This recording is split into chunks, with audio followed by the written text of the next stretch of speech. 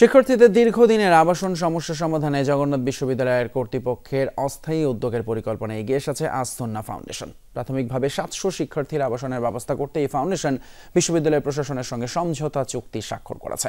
মঙ্গলবার সকালে উপাচার্যের সম্মেলন কক্ষে আস-সুন্নাহ ফাউন্ডেশনের সাধারণ সম্পাদক প্রকৌশলী সাব্বির আহমদ ও বিশ্ববিদ্যালয়ের রেজিস্ট্রার অধ্যাপক মোহাম্মদ শেখ গিয়াসউদ্দিন চুক্তিতে সই করেন। কেরানীগঞ্জের তেঘরিয়ায় দ্বিতীয় ক্যাম্পাসে স্থায়ী হল নির্মাণ না হওয়া পর্যন্ত শিক্ষার্থীরা সেখানে আবাসিক সুবিধা পাবেন। এছাড়াও এই প্রকল্পের আওতায় একটি অত্যাধুনিক কম্পিউটার ল্যাব, যেখানে ১০০টি কম্পিউটার থাকবে। শিক্ষার্থীদের জন্য থাকবে IELTS প্রস্তুতিমূলক প্রশিক্ষণ।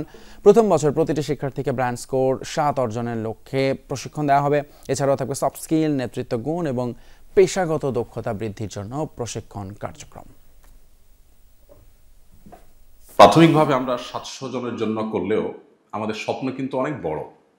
আমরা চাই শুধু জগন্নাথ বিশ্ববিদ্যালয় নয়, অন্যান্য বিশ্ববিদ্যালয়ে যে সমস্ত শিক্ষার্থীরা হল সমস্যার সমাধান করতে পারছেন না, তাদের জন্য আমরা আসলে ব্যাপকভাবে কাজ করতে চাই। ছাত্ররা তো শুধু আবাসন সুবিধা চেয়েছিলেন, কিন্তু এখান থেকে দেখা যাচ্ছে যে আবাসনের পরেও থাকা খাওয়ার ক্ষেত্রেও কিন্তু তাদের সহযোগিতা এখানে আসতেছে।